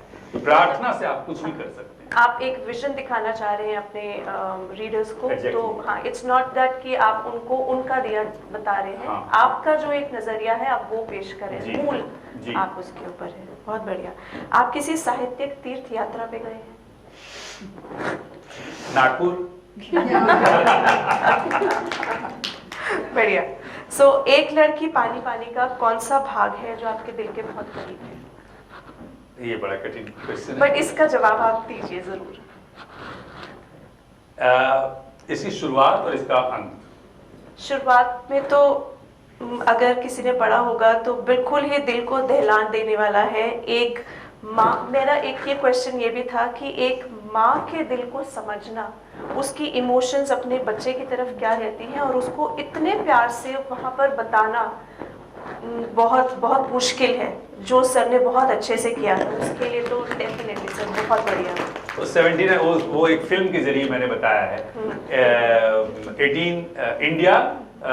1879 ऐसे ही कुछ है वो शीर्षक उसका, और उसमें है कि पानी नहीं है उस पूरे इलाके में, जब अकाल पड़ा हुआ है, एक बूंद पानी नहीं है, और बच्चा जैसे कराता और है। उसका बच्चा जो है वो अब दम तोड़ रहा है, और पुरुष भी उस गांव में अब नहीं रह गए हैं, कुछ लाशें पड़ी हुई हैं जो सड़ रही हैं, कुएं में पानी नहीं है। वो खोदती है बालू के पास, तो लगता है जैसे उसकी उंगलियां गीली हो गई हैं। वो खुश होती है, पहले वो अपना गला तर करना चाहती है, जैसे जीभ में अपनी उंगली सटाती है, नमकीन लगता है उसको, फिर अपनी उंगली देखती है तो उसकी उंगली छिल गई है, वो अपना ही खून पी रही थी, तो वो दहलती है। फिर उसको अपने बच्चे की याद आती है, वो दौड़ती है, लेकिन उसके पास पानी नहीं है और बच्चा मूर्छित हो रहा है। अब वो उसके पास भी, उसके स्तन में भी दूध नहीं है, वो पूरी तरह मृतप्राय हो रही है। उस समय एक छुरी से वो अपनी उंगली काटती है और उसके मुंह में डालती है, और धीरे धीरे उसकी आंखें बंद हो जाती तो ये आपके दिल के करीब। है। ये लास्ट, ये जो पूरा सीन है, क्या हम अपनी दुनिया को ऐसा इस स्थिति में ले जाना चाहते हैं? इसलिए मैं सचेत करना चाहता हूं कि अगर नहीं सचेत हुए तो हम उस ओर बढ़ जाएंगे, इसलिए सचेत होने की की जरूरत है। इसलिए वो चैप्टर मेरे लिए बहुत करीब है शुरू का। और अंत में प्रार्थना है, जो श्री मेरी नायिका है जो आने वाली है, वो और उसका प्रेमी जो है ओम, वो दोनों मिलकर प्रेयर करते हैं प्रकृति से। और साउंड जो है ये बहुत इंपॉर्टेंट है, साउंड से बहुत सारी चीजें होती हैं। तो साउंड का इस्तेमाल उन दोनों ने किया है और फिर बादलों को बुलाया है अपने साउंड से। तानसेन के बारे में आप लोगों ने सुना होगा, वो सिर्फ किंवदंती नहीं है, वो सच्ची घटना है। बुला सकते हैं आप, मैंने उसका प्रयोग किया है जंगलों में रहकर। बारिश को बुला सकते हैं आप, क्योंकि 70% तो पानी से ही बने हैं आप। तो आप भी पानी से बने हैं, तो फिर पानी को क्यों नहीं बुला सकते आप? तो वो कोशिश अगर आप करेंगे आत्मीय तरीके से, अगर वैसी प्रार्थना आपकी होगी, तो निश्चित तौर पे आप वो कर पाएंगे। बातचीत करने के लिए बहुत कुछ है। मेरी बड़ी इच्छा थी कि हम आपके जंगल का जो एक्सपीरियंस है उसके बारे में बात करें, लेकिन अभी समय कम है। इसके ऊपर आप लेखन को एक प्रकार की साधना का रूप मानते हैं? साधना तो है ही। मैं जब लिखता हूँ तो पूरी तरह गायब हो जाता हूँ। 20-20, 22-22 दिन तक मैं अपने घर से बाहर नहीं निकलता। ऐसी स्थितियां बन जाती है, भूल जाता हूँ। मेरा खाना आके रखा रहता है, कब आया कब नहीं आया। मेरी पत्नी भी मुझे कुछ कहती नहीं कि हाँ खाना खा लीजिए या कुछ। उन दौरान मैं एक अलग अवस्था में होता हूँ, पूरी तरह जिसको कहते हैं ना, वहाँ चला जाता हूँ। तो वो पूरा का पूरा योग है। और योग में मतलब वो अलग घटनाएं हैं कि आप अपने आप से भी बाहर हो जाते हैं। तो अगर आप नहीं लिखते तो आप क्या करते? अगर लेखन नहीं होता, नागपुर से लेके दिल्ली तक घूमता रहता तब मैं रिसर्च पे काम करता हूँ, घूमता रहता हूँ। जैसे अगले उपन्यास की फिर शुरुआत मेरी 16 तारीख से होने जा रही है। मैं 16 तारीख से अपने नए उपन्यास की शुरुआत करने जा रहा हूँ। उसका रिसर्च भी लगभग पूरा हो चुका है। तो वो रिसर्च का काम मेरा चलता रहता है। और मोटिवेशनल क्लास लेता हूँ, तो उसके लिए मैं देश भर में घूमता रहता हूँ। क्या आपकी किताबों में कोई ऐसा रहस्य छिपाते हैं आप जो कुछ ही लोगों को मिले? नहीं, ऐसा कुछ नहीं है। एक जसीडी एक जगह है बिहार में, वहाँ एक बैद्यनाथ धाम है। कहते हैं 13 ज्योतिर्लिंगों में से एक वो भी लिंग है। तो जसीडी में एक योगी हुआ करते थे, तो उनसे कोई मिलकर स्टेशन गया, कई लोग मिलकर गए। अचानक उसको लगा कि उनके गुरुजी उसको बुला रहे हैं। तो वो ट्रेन छोड़ दिया, टिकट लिया हुआ था उसने, लेकिन लगा कि उसको गुरुजी बुला रहे हैं, तो वो ट्रेन छोड़कर वापस चला गया। अभी वो गुरुजी के घर से पहले ही पहुंचा था, अभी पहुंचा भी नहीं था कि पता चला कि ट्रेन एक्सीडेंट हो गया। फिर वो जब गुरुजी के पास गया तो उसने कहा कि गुरुजी, मुझे तो लगा कि आप मुझे बुला रहे हैं, इसलिए मैं चला आया। तो आपने मुझे बुलाया, बाकियों को क्यों नहीं बुलाया? तो उन्होंने कहा कि बुलाया तो मैंने सबको था, सुना सिर्फ तुमने।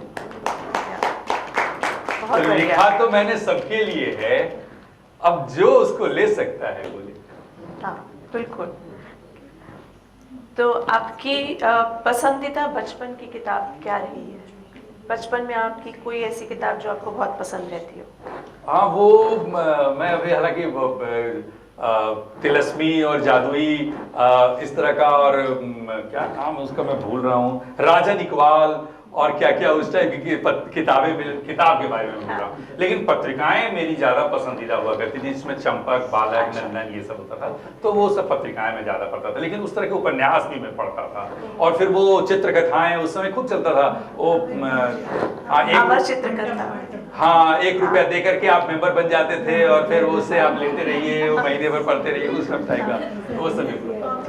चलिए, अभी हमारा पास समय की कमी है, हम ज़्यादा बात नहीं कर पा रहे हैं। बट मैं इसको ख़त्म इस चीज़ पे करूँगी कि आपके जो दोनों उपन्यास हैं, एक लड़की पानी पानी और देखना मेरी जान, दोनों हॉलीवुड और बॉलीवुड में मूवी बनाने के लिए चुने गए हैं। तो उसके लिए हमारी शुभकामनाएं, बहुत बहुत मुबारक उसके लिए। बहुत धन्यवाद। और आपका समय हमको देने के लिए बहुत बहुत धन्यवाद। जी, बहुत बहुत धन्यवाद आपका, और आप सबके लिए बहुत धन्यवाद। क्वेश्चंस?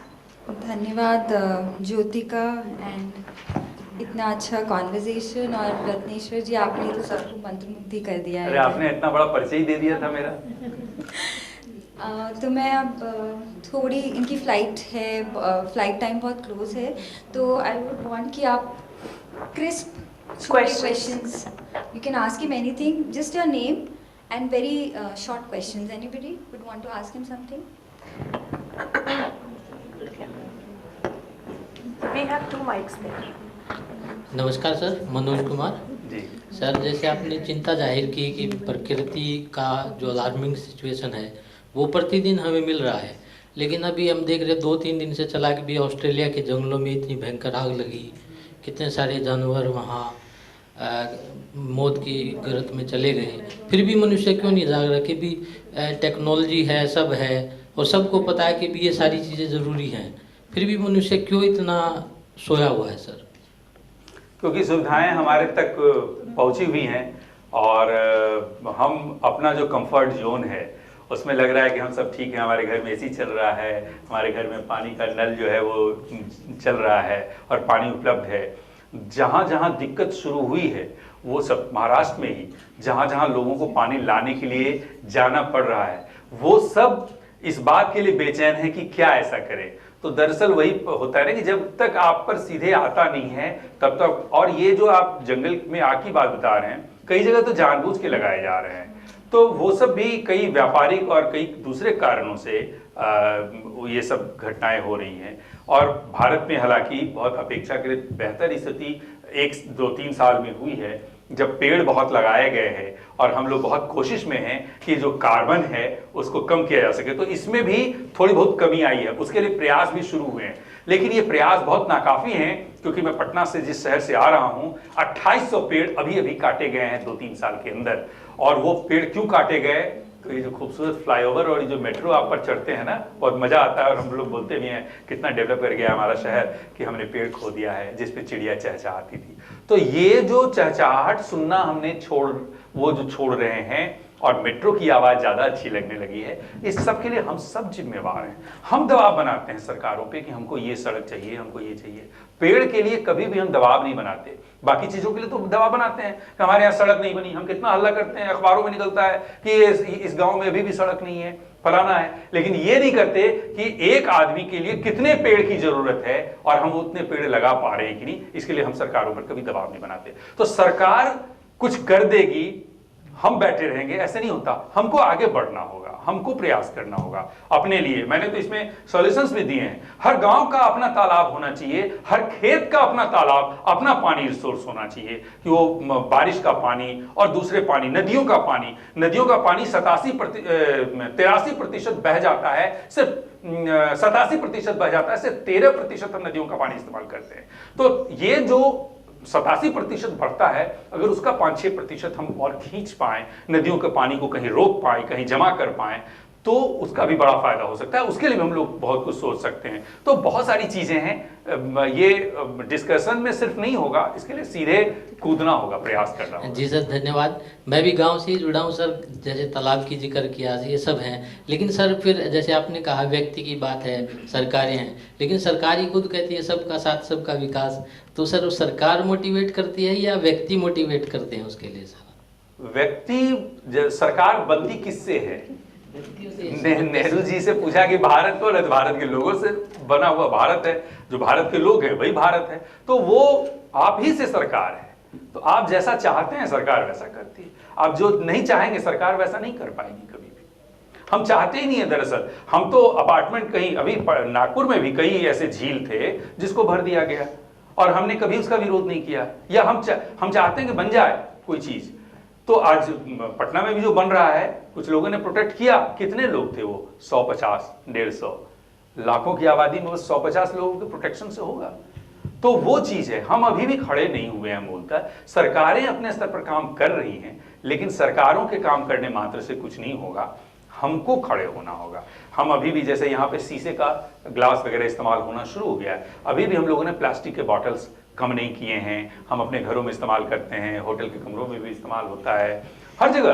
तो हम खुद भी पॉलीथीन में, हम अभी भी सामान लेने में कोई दिक्कत नहीं हमको महसूस होती है। हम खुद भी पूरी तरह उसके लिए तैयार नहीं है। हम तैयार होंगे तो सरकारें हमारे लिए काम करने लगेंगी।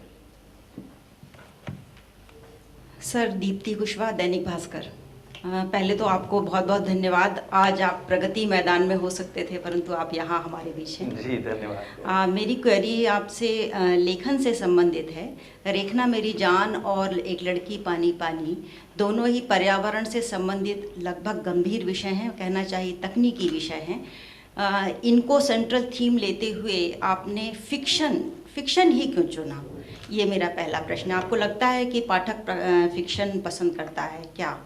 दूसरी बात ये है, जो आपकी ही बातचीत से मेरी दिमाग में आई है जो बात, एक तरफ आप मान रहे हैं कि हिंदी का पाठक वर्ग सिकुड़ रहा है, तो उसमें आपका वो जो आपके साथ में एक बहुत बड़ा एडजेक्टिव जुड़ा हुआ है, सबसे महंगे लेखक वाली, वो बहुत ही सितंबर के आसपास वो राशि हमने सुनी पढ़ी और चौंक गए। तो ये इक्वेशन कैसे बनती है? ये अपने आप में एक विरोधाभासी बात है। और तीसरी एक छोटी सी बात, अब मौका मिला है, मैं भूल जाऊं कि सवाल तो सर यही है, पहले तो फिक्शन ही क्यों, और दूसरी चीज वो समीकरण कैसे बनता है अगर पाठक कम हो रहा है और आप हमारे सामने उदाहरण हैं, तो हम किस तरह से लें इस चीज़ को? मैं तो उदाहरण हूँ आपके लिए। खैर, बहुत अच्छा सवाल आपका ये। आप में से कितने लोगों ने वेद पढ़ा है? एक नहीं कोई? थोड़ा बहुत पढ़ा है। और महाभारत? महाभारत में कई हाथ उठे। वेद को कहानी रूप में आप महाभारत में पढ़ सकते हैं। वेद पूरी तरह थ्योरी है, नॉन फिक्शन।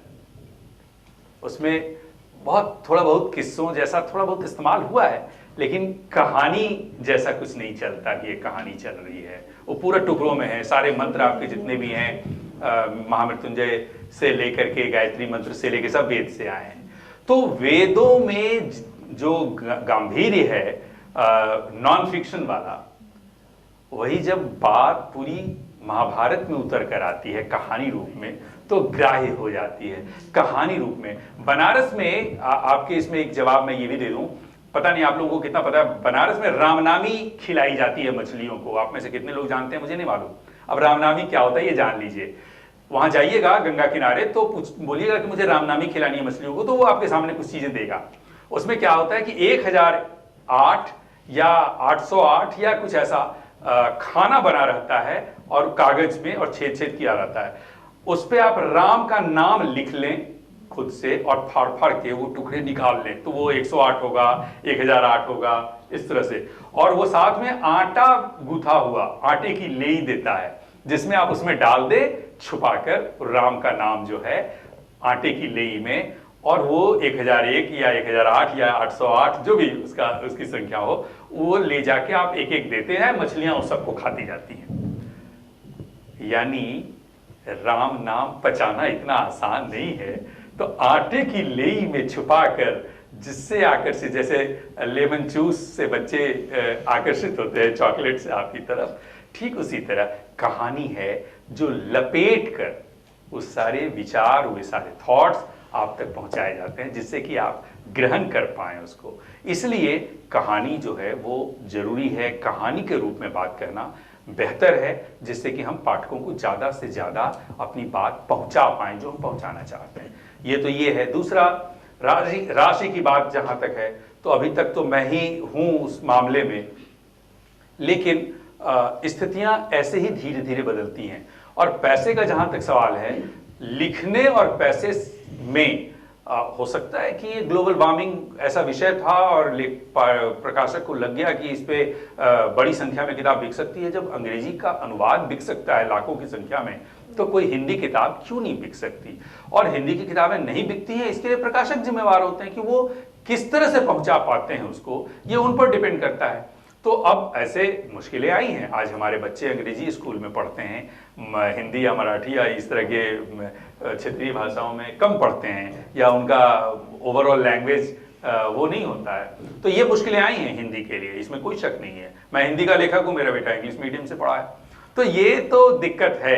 लेकिन इसी में हम अगर चाहें, कोशिश करें, प्रेरित करें, तो जैसे हमारे घरों में पढ़ने का एक माहौल बनाया गया था, आज आप उनके लिए टेलीविजन और मोबाइल तो हाथ में दे ही देते हैं, तो आप दूसरा माहौल बना रहे हैं, तो अपेक्षा कैसे करेंगे कि वो किताब पढ़ें?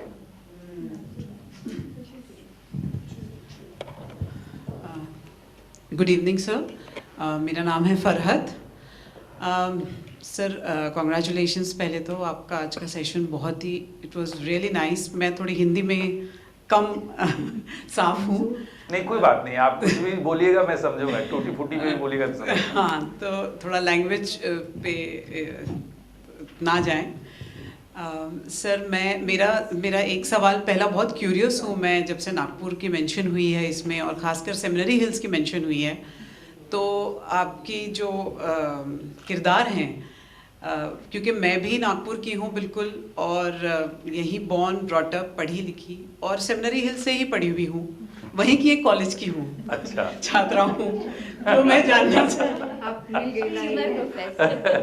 कहाँ से? एलईडी? जी जी जी, हाँ। I have, she's my student actually, अच्छा, but I've myself studied there, हाँ, and then I ended up teaching there. That's another story. Okay. But मैं बहुत क्यूरियस हूँ जानने के लिए सर कि जो भी हॉस्टल का आपने रिसर्च किया है, क्या उनमें से एक एलईडी हॉस्टल थी क्या? नहीं, ये बताना ठीक नहीं है। वो सवाल मुझ में अटक गया है तब से। शायद उसका आंसर मैं यहाँ से ले जाऊँ तो मुझे बड़ी खुशी होगी। ये बता, खैर, शायद किताब पढ़ने पे पता चले आपको कि वो है या नहीं है। मे बी सर, तो हाँ। मैं बहुत अब क्यूरियस हूँ आपकी किताब पढ़ने के हाँ, लिए। लेकिन वो पे सेमिनरी हिल्स पे वो जो जैपनीज गार्डन है ना, वो चिल्ड्रंस Right. Park, Right. तो उसमें एक लोहे का पुल भी बना हुआ है, छोटा सा। हाँ हाँ आप उस जैपनीज गार्डन में घुसेंगे, हाँ हाँ, बिल्कुल तो है एक सर। है, Right. उसमें नीचे एंगल्स हैं, हाँ हाँ, तो श्री ऊपर से न जाकर एंगल पे लटक लटक के जाती है। ये सब कुछ है इसमें, यानी वो हमेशा कुछ अलग करने की Creative. कोशिश, कुछ चैलेंजेस लेने की कोशिश। तो जो भी लड़की चैलेंजेस को खेल की तरह लेगी, वो श्री बनेगी। that's really nice. And एक छोटा सा और क्वेश्चन है सर, शायद थोड़ा सा I can take the liberty to ask. Okay sir, हम लोग बात कर रहे हैं कि आजकल रीडिंग काफ़ी कम हो गई है, और काफ़ी खासकर हिंदी और मराठी तो बहुत ही कम हो गया है, एक बार इंग्लिश में तो भी करते हैं। तो सर आपको कभी भी वैसे भी नॉर्मली बोला जाता है कि राइटर्स ब्लॉक होता है, वो कभी आपने फेस किया है कि जब ऑलरेडी जब इतना पढ़ना कम हो रहा है, तो और वो चैलेंज है एक कि कैसे हम लोग एक कुछ लिखें जिससे अट्रैक्ट हो पढ़ने वाले? नहीं तो सवाल नहीं सर, समझा। सवाल बेसिकली ये है कि आपने कभी राइटर्स ब्लॉक फेस किया है क्या, जब आपको कभी सूझ नहीं रहा कि हमें क्या लिखना है, और ऐसा कोई वक्त गया है कि जब आप लिख नहीं पाए? इसलिए मैंने कहा कि वो योग वाली स्थिति जो आई थी, मेरे साथ, तो मैं अपने बारे में जो जानता हूँ वो ये है कि मैं अब पिछले कई सालों से पूरी तरह योग की मुद्रा में हूँ। अच्छा। और मेरा अक्सर वो समय ऐसा रहता है जब मेरे लिए खाने का स्वाद एक हो जाता है। आप मीठा खिला रहे हैं या नमकीन खिला रहे हैं, वो दोनों एक हो जाता है। लेखन उस लेवल के योग की बात है। वेद, महाभारत, रामायण, रामचरितमानस या पुराण ऐसे ही नहीं लिखे जा सकते। आप ऐसे रिलेशंस और इंटरटेनमेंट कर सकते हैं, लेकिन सच में अगर आपको तीनों काल को ध्यान में रखकर लिखना है कि आज से 4-5 पीढ़ी बाद भी कोई बच्चा अगर मेरी किताब पढ़े तो वो खुद को वहां महसूस करे, अगर उस भाव में आपको जाना है तो आपको उस भाव में जाना पड़ेगा। सर, उसके लिए काफी कुछ त्यागना पड़ता है। तो किसी भी चीज के लिए त्यागना पड़ता है। जैसे जिंदगी, इतनी खूबसूरत सी जिंदगी हमारी है, ये जिंदगी ना मिलेगी दोबारा, सिनेमा है ना, इतनी खूबसूरत सी जिंदगी ये दोबारा नहीं मिलने वाली है। इसका इस्तेमाल मैंने इसीलिए कई बार नौकरी ज्वाइन भी किया और छोड़ा। इसका इस्तेमाल मैं किसी की नौकरी करते हुए नहीं बिता देना चाहता था। Exactly. इतनी खूबसूरत सी जिंदगी, पता नहीं कब इसकी शाम आ जाए। तो जो पल है अपने पास, मैंने एक लाइन कहा भी था, बहुत दूर जाना है सोने से पहले, तो जो पल है उसमें थोड़ा योग ही कर लें। और वहां जो आनंद है ना, मैं हर समय नृत्य करता रहता हूं।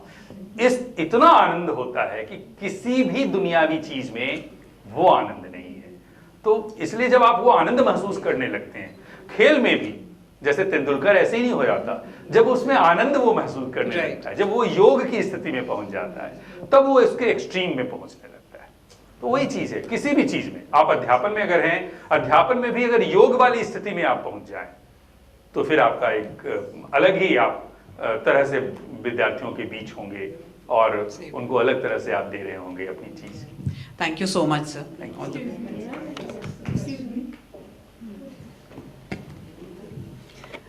सर मैं आर्किटेक्ट निवेदिता सिंह हूँ।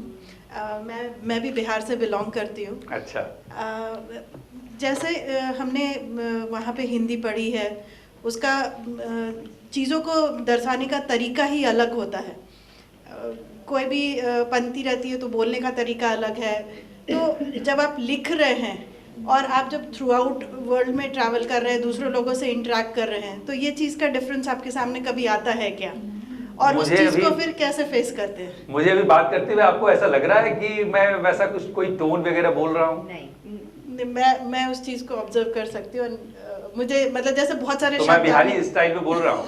नहीं, वो बहुत सारे शब्द ऐसे आ रहे थे जो हाँ, मुझे शब्द तो हाँ, अब जैसे मराठी शब्द भी हाँ, आते हैं। मेरी किताब में रेखना मेरी जाना पढ़ेंगे, हाँ जी, तो उसमें बांग्ला शब्द आए हैं भर के, उसमें कुछ मराठी शब्द भी आए हैं। तो शब्द जो है ना, वो तो हम कैरी करते हैं जानबूझकर हाँ, हाँ, कि वो उसका दायरा बढ़े, हम सिर्फ हिंदी के शब्दों पे केंद्रित न रहें, और जो और कहीं शब्द नहीं भी है तो उसमें भी विस्तार हम कर सकें कि कुछ और नए शब्द हम गढ़ पाएं। तो वो तो एक कोशिश है, लेकिन मुझे कभी ऐसा नहीं लगा कि हमको कोई एक्टिंग करनी पड़े कि एक जगह कहीं और दूसरी जगह किसी और तरह से।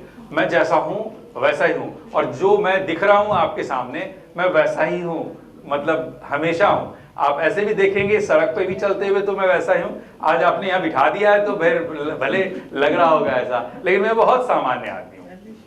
समय की थोड़ी मर्यादा रखते हैं और लास्ट क्वेश्चन लेते हैं। आप बुक साइनिंग के दौरान भी आप अपनी क्वेरीज पूछ सकते हैं। नृत्य कौन सा करते हैं सर? प्रेम नृत्य। पूरे इसमें एक चीज तो मैं सबको बताना भूल गई कि सर गुनगुनाते भी बहुत अच्छा है, गाना अच्छा। बहुत अच्छा गाते हैं। नहीं, वो सेशन खत्म हो गया है।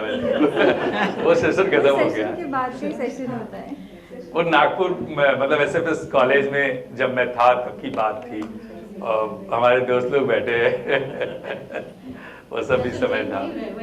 जी सर मैं एक सवाल पूछना चाहती हूँ जी जी कि आपने जो पानी के बारे में अकाल भविष्य में हो सकता है और उसकी हम लोग क्या क्या तैयारी करनी चाहिए, थोड़ा आप बताइए। आम आदमी तो कर ही लेगा, लेकिन सरकार को भी क्या करना चाहिए और इसके बाद में भी अंतिम प्रयास क्या होना चाहिए पानी को बचाने का? प्रार्थना। जी, प्रार्थना में ही सारी ताकत है, और जब आप दिल से प्रार्थना करना शुरू करते हैं ना, तो आपकी बॉडी, आपका एनवायरनमेंट सब आपको सपोर्ट करने लगता है। तो प्रार्थना एक जिसका पांव कट जाए वो हिमालय की चोटी पर जा सकती है, जी तो आप प्रार्थना करके बादलों को क्यों नहीं बुला सकते?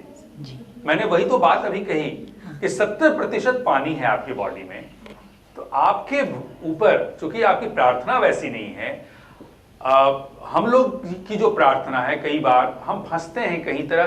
पूजा और प्रार्थना में बड़ा फर्क है। पूजा आप जो फूल पत्ती चढ़ाते हैं, प्रसाद चढ़ाते हैं, वो आपकी आस्था है। प्रार्थना आस्था से कहीं ऊपर, आस्था उससे हल्की चीजें। गीता में भी लिखा हुआ है 4 तरह की चीजें, उसमें विधियां बताई गई, जिसमें पूजा एक पद्धति है। तो ज्ञान की बात है, फिर योग की बात है। तो जब आप प्रार्थना में जाएंगे, इसीलिए वेद को मैं बार बार कहता हूं कि वेद सभी को पढ़ना चाहिए। हालांकि मुश्किल है थोड़ा, फिर भी पढ़ना चाहिए, क्योंकि वेद से आपको वो सारे रास्ते मिलेंगे।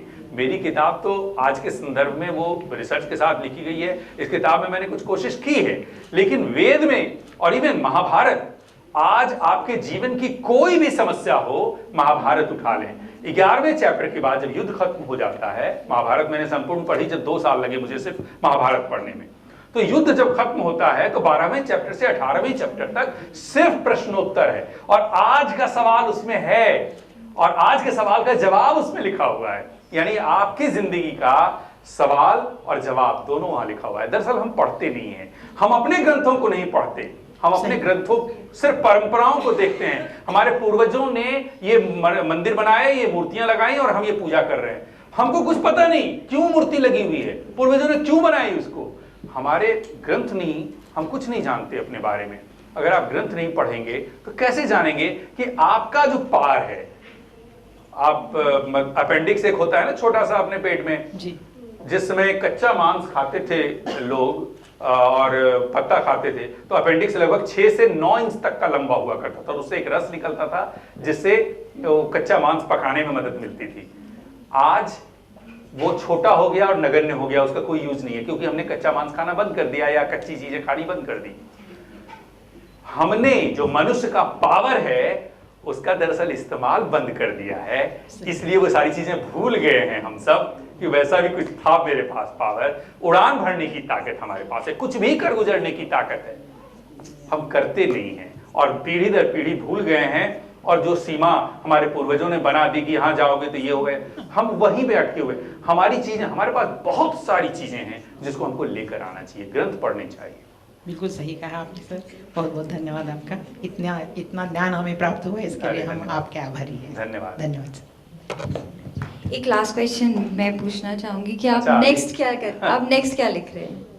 हाँ, अब नेक्स्ट क्या लिख रहे हैं? अच्छा, हालांकि हिंट तो थोड़ा बहुत दे ही दिया है। पर अब जो है वो पंच तत्वों पर है कि मनुष्य को पंच तत्वों का ज्ञान पहली बार कब हुआ। और ये 32,000 साल पुरानी कहानी है। जिस समय वेद, महाभारत, रामायण, पुराण, कुरान, बाइबल कुछ भी नहीं था, तब क्या था। और भारत में जब होमो सेपियंस 70,000 साल पहले ईरान के रास्ते होते हुए आए थे, तब भारत में जब छोटे छोटे कबीलों में वो थे, 12-15 लोगों से 20-25 लोगों तक और फिर 100 लोग तक, और फिर एक नगर बसा लगभग 32,000 साल पहले, जिसकी खोज वैज्ञानिकों ने की। और दुनिया भर के वैज्ञानिकों के रिसर्च के आधार पर, जो मेरा रिसर्च पूरा हो गया, जिस पे मैं 16 तारीख से शुरू करने वाला हूँ, 15 तारीख को उसका नामकरण कर दूंगा, तो वो 32,000 साल पुरानी कहानी, जिस समय भारत 8-8.5 महीने बर्फ से ढका रहता था, उस समय एक नगर का बसना, एक संस्कृति का बनना, उस समय की अवधारणा पूजा या प्रार्थना की क्या थी, गॉड की अवधारणा क्या थी, उन सब को लेकर एक कहानी, नृत्य, और यहाँ तक कि उस समय मतलब स्त्रियों की क्या स्थिति थी। वेद में बहुत सारी स्त्रियां हैं जिन्होंने वेद भी लेखन में साथ दिया, हम लोग सब भुला चुके हैं, वो सारी चीज़ें पीछे जा चुकी हैं, इसलिए हमने उनके महत्व को थोड़ा कम कर दिया है। तो उस समय स्त्रियों की स्थिति 10,000-12,000 साल से तो हम लोगों को पता है कि स्त्रियों की स्थिति क्या है, रामचरितमानस वगैरह के टाइम से तो आपको सब पता है, लेकिन उस समय स्त्रियों की स्थिति क्या थी 30-32,000 साल पहले, तो मेरे रिसर्च के अनुसार स्त्रियां डोमिनेट करती थीं और पूरी दुनिया उनके इशारों पर चलती थी। तो वो कहानी मैं लिख रहा हूँ। मैं फिर से आपका धन्यवाद देना चाहती हूँ कि आप आज की ऑडियंस पानी के लिए सचेत होकर जाएंगी और साथ में श्री नाम के एक super hero, Indian super hero अपने साथ लेके जा रहे हैं। मैं अब हमारे हॉस्पिटैलिटी पार्टनर रैडिसन ब्लू के director of sales and marketing mister Rajesh Sonkusare को इनवाइट करना चाहूँगी कि वो कुछ शब्द कहें और रत्नेश्वर जी को मेमेंटो पेश करें प्लीज़।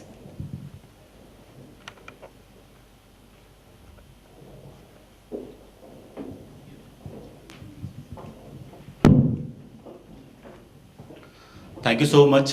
कहते हैं कि जो होता है अच्छे के लिए होता है। आज मिस्टर बाली कहीं ऑक्यूपाइड है अपने कॉन्फ्रेंस में, तो उन्होंने ये मौका मुझे दिया, राजेश, की जाओ रिप्रेजेंट करो, you will be having a wonderful experience. So thanks to him also that he is occupied, thanks to somebody else who made him occupied, otherwise मैं इतने वंडरफुल सेशन को ज़रूर मिस कर जाता। प्रभा खेतान फाउंडेशन के साथ हम लोग तकरीबन 7-8 महीने से जुड़े हुए हैं और बेहद खुशी है हमें कि हम व्हाटएवर वे हम कंट्रीब्यूट करने की कोशिश करते हैं आपके कॉजेज़ को। हर बार जब भी मैंने देखे मीटिंग सेशन देखे, हर बार बहुत ही सटीक और मूलभूत विषय होता है आज हम फॉर्चुनेट है, मैं अपने आप को होटल को सौभाग्यशाली मानता हूँ कि सर आप हमारे बीच में हैं। थोड़ा बहुत पढ़ा है मैंने, साहित्य को लेकर थोड़ा हाथ तंग है, कोई दिक्कत नहीं है, बट कोशिश कभी भी कर सकते हैं। सर एक बहुत- चीज रोक के मैं बोलना चाहता हूँ कि उस उपन्यास में नागपुर के रेडिसन ब्लू की चर्चा है। Thank you. वो नायक जो है वो श्री को कहता है कि मैं तुमको वहां पार्टी देना चाहता हूँ। Thank you so much sir. और एक चीज, जनरली सेल्स में हूँ, बोलने का काम ज्यादा करता हूँ, लेकिन मुझे लगता है, मेरा पर्सनल मानना है कि जब हम सुनते हैं तब ज्यादा सीखते हैं। वही करने की कोशिश करी सर आज मैंने। Thank you so much for being here. Thank you so much Prabha Khetan foundation. Thank you very much.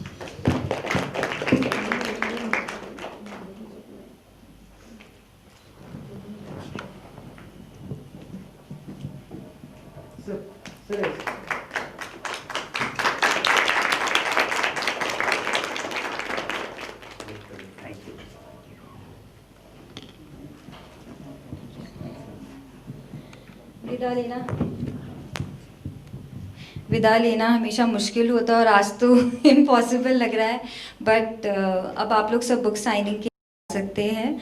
उसके पहले मैं फिर से रेडिसन ब्लू होटल का शुक्रिया अदा करना चाहती हूँ कि उन्होंने हमारे इस मुहिम का let's say no to plastic का मान रखा और वन टाइम प्लास्टिक नहीं यूज़ किया है यहाँ पर।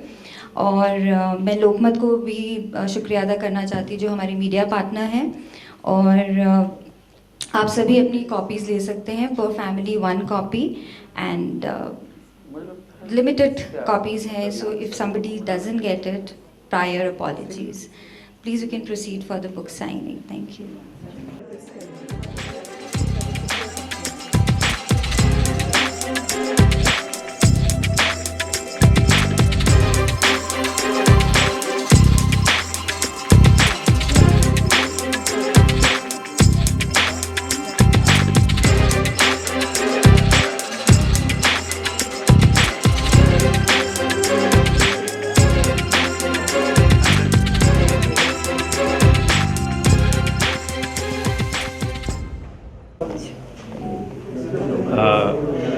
प्रभा खेतान फाउंडेशन की कलम श्रृंखला और उसमें एहसास की शानदार भागीदारी मंत्रमुग्ध कर गया। बहुत अच्छा कार्यक्रम, बहुत सफल कार्यक्रम, और लोगों की भागीदारी ऐसी कि वो उनके पास सवाल रह गए जिसका मैं उतना समय खत्म हो गया और उन सब के सवालों का जवाब मैं नहीं दे पाया। फिर भी मेरी कोशिश रही कि उनके सवालों का जवाब दे पाऊँ। बाकी तो इस किताब में भी बहुत कुछ है। बहुत बहुत धन्यवाद सभी का, एहसास, प्रभा खेतान फाउंडेशन और इस होटल का रेडिसन ब्लू, इसका भी बहुत बहुत धन्यवाद।